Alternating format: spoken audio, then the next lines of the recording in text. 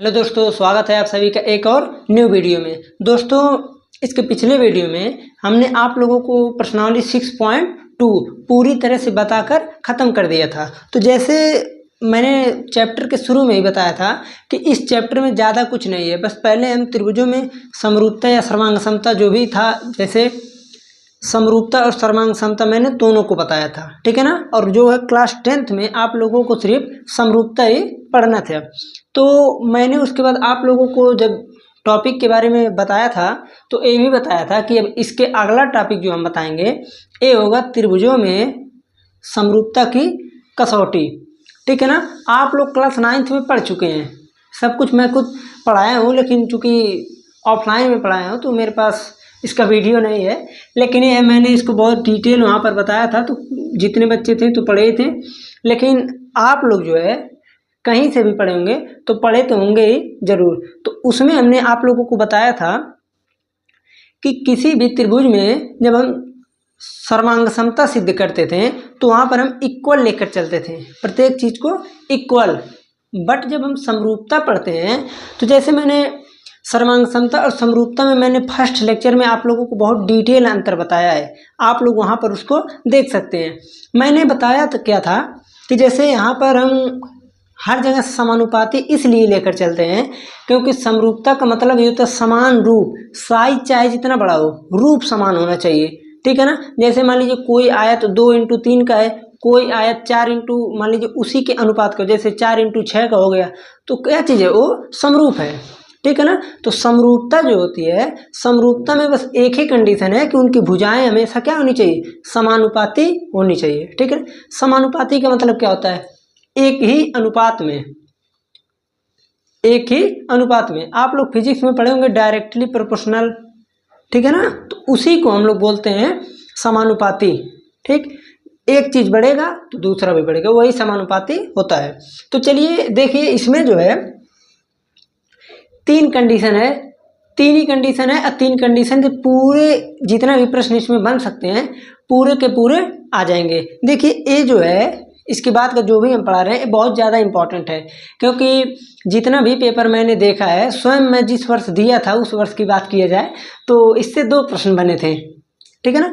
Theory नहीं लिखना था, पर में नहीं लिखना था, आधारित प्रश्न बने थे, 6 नंबर के बने थे, 3-3 नंबर के 2 प्रश्न, एकदम डिटेल में था। और लिखना कितना है, 5 लाइन 6 लाइन, बस 6 लाइन 6 लाइन लिख दिए, मिल गया नंबर। तो इसलिए आप लोग जो है इसको ध्यानपूर्वक देखिएगा और समझिएगा कि क्यों यही बना है, क्यों ऐसे नहीं ऐसे हो गया, ठीक। ध्यान दीजिए, जैसे पहला क्या है, देखिए 3 परमें है, परमें 6.3, 6.4, 6.5, 1 और 2 आप लोग पढ़ चुके हैं। थेल्स परमें और थेल्स का विलोम भूलिएगा मत उसको, ठीक है ना। अब देखिए यहाँ पर क्या कह रहा है, परमें 6.3, यदि 2 त्रिभुजों में समरूपता हमेशा सिद्ध करेंगे तो पहले तो मैं नोटेशन बता देता हूँ कि समरूपता प्रूफ कैसे करते हैं, मतलब साइन क्या होता है। जैसे आप लोग इक्वल का पढ़े हैं, इसके ऊपर ऐसे बना दिए, देखिए मेरा तो बन भी नहीं रहा है ऐसे, अरे भाई साहब बन जाओ, एस के प्रकार से बनता है, लीजिए अब बनेगा। अगर ऐसे आप लोग बना दिए तो इसे बोलते हैं हम सर्वांग समता, जो कि आप लोग क्लास 9th में पढ़ चुके हैं, ठीक। जब हम इसके नीचे के इक्वल को हटा देते हैं तो इसे बोलते हैं समरूपता, ठीक। तो समरूपता प्रूफ करने के लिए आप लोग इस प्रकार से कर सकते हैं, और कोई नोटेशन लिखेंगे गलत हो जाएगा, ठीक। अब आते हैं हम परमें 6.3 पर। देखिए परमें क्या कह रहा है, यदि 2 त्रिभुजों में संगत कोण बराबर हो तो उनकी संगत भुजाएं समानुपाती होती हैं। देखिए यहाँ ट्रिपल ए इसलिए लिखा है क्योंकि यहाँ से एंगल के बारे में बता रहा है। देखिए इसमें जहाँ भी आप लोगों को ए दिखेगा उसका मतलब होगा एंगल, और जहाँ भी यस दिखेगा जैसे यहाँ, तो इसका मतलब हो जाएगा साइड। अब देखिए इसको हम अगर बताएं तो जैसे मान लीजिए 2 त्रिभुज की बात कर रहा है, तो दो त्रिभुज मैंने बना लिया ABC, और दूसरा त्रिभुज अगर मैं बना लूँ PQR, तो देखिए मैंने आप लोगों से क्या बताया था, जब समरूपता के बारे में बताया था कि संगत का मतलब होता है, जैसे मान लीजिए ए चीज लिए, यही चीज यहाँ भी हो, नीचे का लिए तो नीचे का भी यहाँ हो, इधर का ले रहे हैं तो इधर का ही हो, यही होता है कोरेस्पॉन्डिंग, और हिंदी में होता है संगत। तो कह रहा कि संगत कोण बराबर हो, अगर संगत कोण की बात किया जाए तो कोण ए और कोण पी बराबर होगा कि नहीं, यही चीज इस कंडीशन में कह रहा है। यदि दो त्रिभुजों में संगत कोण बराबर हो, संगत कोण बराबर हो, संगत कोण का मतलब हो गया कोण ए और कोण पी, ये दोनों क्या होने चाहिए, बराबर। और इसमें और क्या कह रहा है, कोण आर और कोण सी, कोण आर और कोण सी, और है कोण बी और कोण क्यू, कोण बी और कोण क्यू। आप लोग वैसे भी अगर देख कर बताना चाहें, आप लोग खुद बताइए, अगर किसी त्रिभुज में तीनों कोण बराबर हो जाए, तीनों कोण बराबर, तीनों कोण बराबर का मतलब दो त्रिभुज, जैसे यहाँ 20, यहाँ भी 20, यहाँ 30, यहाँ 30, हमें नहीं कहेंगे कि 20 ही रहे, ठीक है ना। जैसे मान लीजिए दो त्रिभुज लिए, अगर उनके प्रत्येक कोण प्रत्येक संगत कोण इक्वल है तो क्या वो त्रिभुज समरूप नहीं होगा? आप लोग खुद सोचकर कमेंट में जरूर बताइएगा। आप लोग अगर ध्यान से सोचें तो देखेंगे कि भाई अगर ये संगत कोण इक्वल है, संगत कोण इक्वल है तो त्रिभुज हम चाहे जैसा बनाएंगे, चाहे जितना बड़ा बनाएंगे, लेकिन रूप तो उसी का होगा, और जब रूप समान होगा तो हो जाएगा समरूप, ठीक है ना। तो अगर कभी भी एक कंडीशन लगता है, देखिए ये क्या है, एंगल, ये क्या है, एंगल, ये क्या है, एंगल, इसलिए इसका नाम पड़ा है ट्रिपल ए। अगर किसी भी दो त्रिभुज में प्रत्येक संगत कोण इक्वल हो तो उनकी भुजाएं समानुपाती होती हैं, ये पहला है, ठीक है ना। तो उनकी संगत भुजाएं समानुपाती होती हैं, यही होता है ट्रिपल ए। आप लोग जब प्रूव करेंगे ए से तो उसके बाद ब्रैकेट में लिख देंगे कि समरूप ट्रिपल ए समरूपता की कसौटी से, ठीक। आप लोगों को जहां तक मेरा उम्मीद है आप लोगों को पहला एकदम आसानी से समझ में आ गया होगा। अब देखिए इसके बाद मैं एक चरण और लिख सकता हूं, जैसे A B upon P Q, ठीक है ना। इसको हम क्या कर सकते हैं, लिख सकते हैं A B upon P Q equal to B C upon Q R, B C upon Q R equal to A C upon P R, A C upon P R. इस चीज को मैं लिख सकता हूं, कब लिख सकता हूं, जब ए चीज हमको पता रहे। अगर ए चीज है तो मैं यहाँ इसको लिख सकता हूं, अगर ए चीज नहीं, एक भी मान लीजिए गलत हो गया तो ए चीज सेटिस्फाइड नहीं करेगा, ठीक है ना। अब देखिए, अब यहाँ से जो है हम यहाँ तो पहुंच गए, जैसे मान लीजिए एंगल देकर साइड अगर पूछ रहा है, ठीक है ना, कि बताइए समरूप है कि नहीं है। अगर हमने प्रूव कर दिया कि तीनों एंगल इक्वल है तो ये समरूप त्रिभुज हो जाएगा। ये तो था पहला कंडीशन। अब आते हैं हम दूसरे पर। पहला में मेरे अनुमान से अब किसी को कोई भी प्रकार से डाउट नहीं होना चाहिए। पहला यही है कि तीनों कोण संगत कोण अगर इक्वल हैं तो उनकी तीनों संगत भुजाएं समानुपाती होती हैं, ठीक, पहला हो गया। अब देखिए, अगर मान लीजिए हम एंगल को इक्वल किए, एंगल को, इसको छोड़िए, आप लोग खुद दिमाग से बताइए, अगर तीनों हमने एंगल को इक्वल कर दिया तो देख रहे हैं कि साइड समानुपाती हो रही हैं, साइड समानुपाती हो रही हैं। अब दूसरा देखिए यहाँ पर जो कह रहा है, हाँ, अब यहाँ पर क्या कह रहा है, आप लोग ध्यान से बताइए। मैंने ये कह दिया कि एंगल इक्वल था तो साइड क्या है, समानुपाती। अगर मान लीजिए साइड को मैंने समानुपाती कर दिया, साइड को समानुपाती कर दिया तो ये बताइए एंगल इक्वल होगा कि नहीं। जैसे अगर साइड को मैंने समानुपाती कर दिया, पहले से मैंने दो त्रिभुज था, मैंने प्रूव कर दिया कि यहाँ साइड समानुपाती है, तो ये बताइए उनके कॉरेस्पॉन्डिंग एंगल संगत कोण इक्वल होंगे कि नहीं, होंगे इक्वल। अगर इक्वल हो जाते हैं तो यहाँ से आप लोग अब देखेंगे कि पर में 6.4, पर में 6.4। तो ये क्या कह रहा है कि यदि दो त्रिभुजों में एक त्रिभुज की भुजाएं दूसरे त्रिभुज की भुजाओं के समानुपाती होता है। पहला क्या था, यहाँ से यहाँ गए थे कि नहीं, पहला यहाँ से गए थे इस पर, पहला हो गया। अब चलते हैं, अगर दूसरे की बात करें, दूसरा कह रहा है कि यदि दो त्रिभुज में एक त्रिभुज की भुजाएं दूसरे त्रिभुज की भुजाएं, ठीक है ना, एक त्रिभुज की भुजा दूसरे त्रिभुज, इसकी यहाँ से अगर ये चीज हमको मिला है तो कह रहा है कि इनके संगत कोण इक्वल होंगे, अगर संगत कोण इक्वल होंगे तो ये इस पर पहुंचेगा।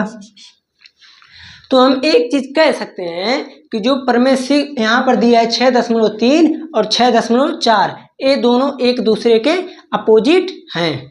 ठीक है ना।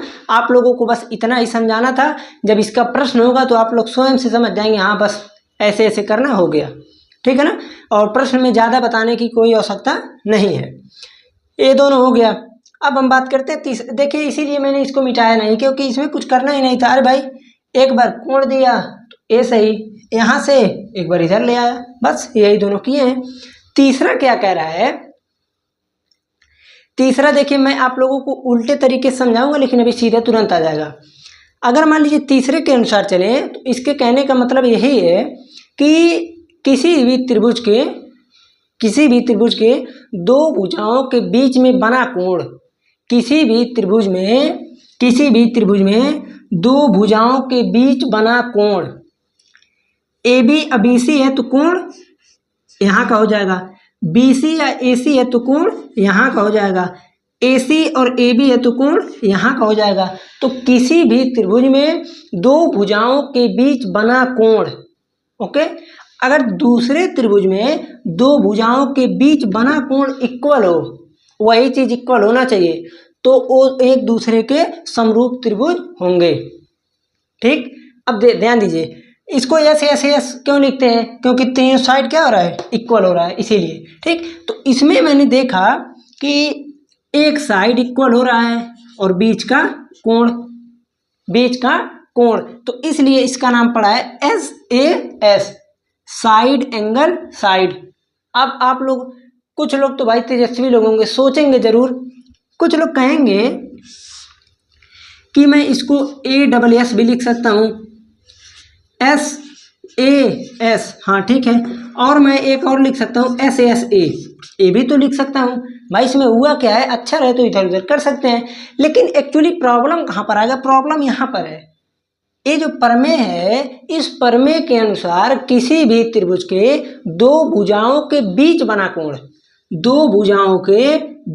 कोण, इस चीज को हमेशा ध्यान रखिएगा कि दो भुजा कोई भी रहे उसके बीच का कोण इक्वल रहना चाहिए। आगे बगल का रहे उससे कोई मतलब नहीं, बीच का कोण अगर इक्वल है तो वो एक दूसरे के समरूप त्रिभुज होंगे।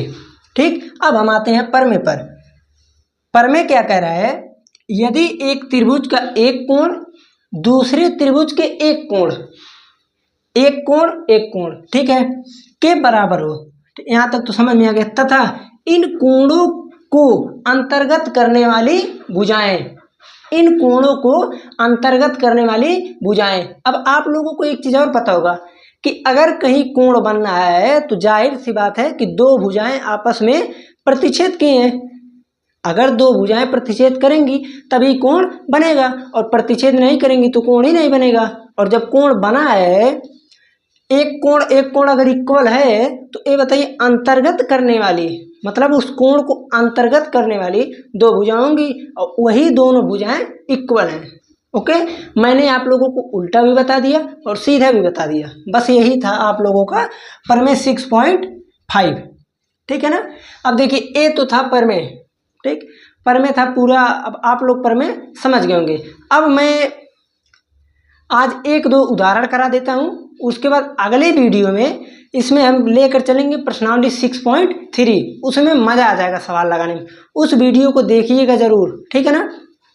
और देखिए, अभी मैंने देखा YT स्टूडियो पर कि कुछ लोग ऐसे हैं जो वीडियो तो देखते हैं, ना तो लाइक करते हैं, ना तो सब्सक्राइब करते हैं, और ना तो शेयर करते हैं, वीडियो देखते हैं।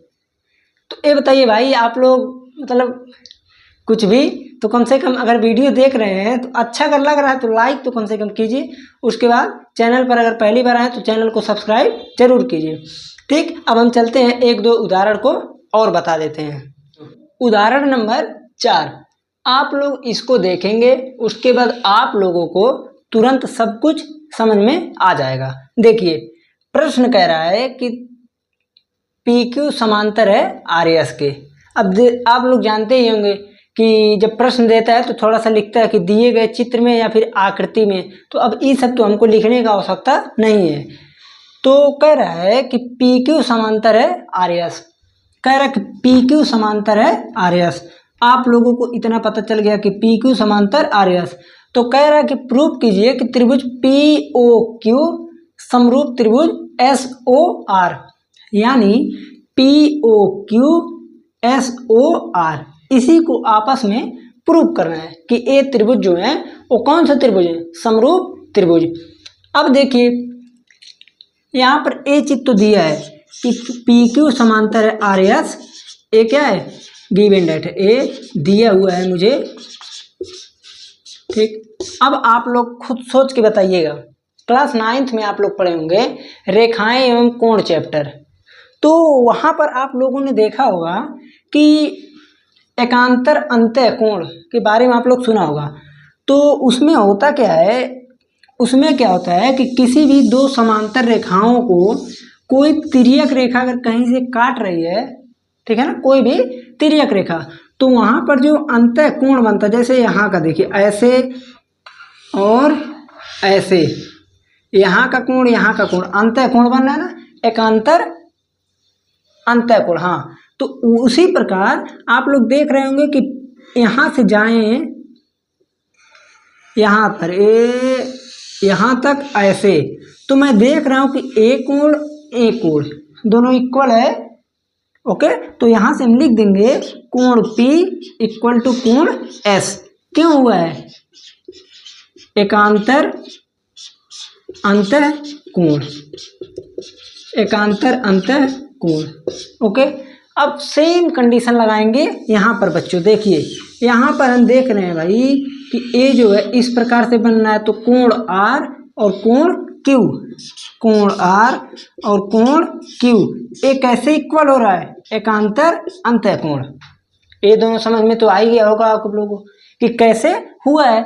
और एक चीज और देख रहे होंगे आप लोग, केवल 3 ही नियम जानते हैं भाई साहब, पहले इसको ध्यान में रखिएगा, S S S, A S A yes, यही 3 ही नियम होता है, और कोई नियम मत निकालिएगा, नहीं तो एग्जामिनर कॉपी तुरंत गलत कर देगा, ओके। तो आप लोग देख रहे होंगे कि ये 2 चीज तो मिल गया, ए भी ए में ही आता है, ए चीज नहीं लिखना है जो मैं यहाँ पर लिख रहा हूँ, ए भी ए में ही आता है। अब आप लोग खुद देखकर बताइए कौन सा कंडीशन बन सकता है। तो आप लोग कहेंगे भाई साहब जब 2 ए मिल गया तो तीसरा मिलेगा ही मिलेगा, कैसे, ए दोनों कोण इक्वल होंगे, कैसे, तो लिखेंगे सिंपली कोण ओ इक्वल टू कोण ओ, कैसे हुआ है, शीर्षाभिमुख कोण, शीर्षाभिमुख कोण, शीर्षाभिमुख कोण। अगर आप लोग जो है 9th में ये पाप किए हैं, नहीं पढ़े हैं, तो कम से कम कुछ चीज़ों को रिवाइज एक बार कर लीजिए कि कौन सा कोण कब इक्वल होता है, ठीक है ना। नहीं तो आप लोगों को पूरे त्रिभुज में भी, इसके बाद मैं जितने भी प्रश्न कराऊंगा बहुत ज़्यादा इंपॉर्टेंट है, जान लीजिए। यहाँ से जो भी शुरू हो रहा है वो पक्का आना ही आना है, इसमें कोई एक्सक्यूज नहीं कि नहीं आएगा, ऐसा कुछ नहीं। यहाँ से जितने शुरू हुए आएगा। ये देखिए एग्जाम्पल बहुत महत्वपूर्ण एग्जाम्पल है, ठीक है ना। तो यहाँ से आप लोग देख रहे होंगे कि ए, तो मैं सिंपली तुरंत लिख दूंगा त्रिभुज पी ओ क्यू समरूप त्रिभुज पी एस ओ आर, इतना लिख देंगे और ब्रैकेट में लिख देंगे ए समरूपता, ए समरूपता की कसौटी से, ठीक है ना। इन चीज़ों को अगर आप ऐसे ही लिख देते हैं तो एग्जामिनर आपकी कॉपी को गलत नहीं करेगा, ठीक है ना। और देखिए एक चीज़ और बताना है आप लोगों को प्रूविंग वाले सवाल में, जैसे जब कभी भी त्रिभुज, कोई भी त्रिभुज प्रूव करने के लिए आ रहा है तो पहले आप लोग उस त्रिभुज में ध्यान से देखिए कि कोण कहाँ से कहाँ बन रहा है, क्योंकि आगे अभी ऐसे ऐसे डायग्राम आएंगे आप लोगों को समझ में नहीं आएगा कोण कहाँ बन रहा है, कौन सा भुजा है, ठीक है ना। तो आप लोग इस चैनल पर निरंतर बने रहिए। उसके बाद आप लोगों का सिलेबस का टेंशन मत लीजिए सब लोग, ठीक। सिलेबस मैं खत्म करा दूंगा टाइमली, ठीक है ना। तो अब हम चलते हैं।